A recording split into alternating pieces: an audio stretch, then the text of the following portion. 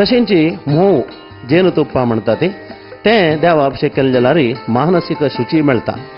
साखर हे अभिषेक केले म्हणजे जाल्यार सर्व देवांक तृप्ती जाता म्हूण आसा.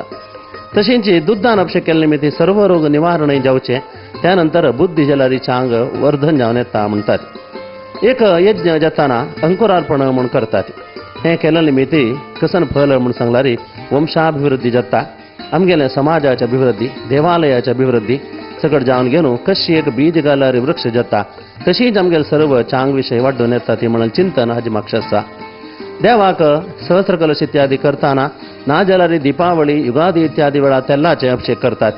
असल हे तेल्ला अभिषेक देवाक आमी केले म्हणजे जाल्यार सर्व मृत्यू निवारण जाता म्हणून सहस्र कलश करताना सुमार 200-250 कलश एक द्रव्याचे असता.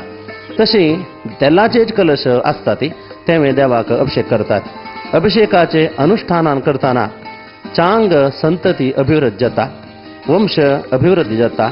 तशेंची गंधाचे अभिषेक देवाक आमी अर्पण केले म्हणजे जाल्यार आमकां स्किन डिसीज म्हणून सांगतात, चर्मरोग कसलो आसा ते जाल्यार दूर जाता म्हणून आसा. कलशांतू चांग परमळाचे फूल, तुळसी दळ हे सगळं घालतात.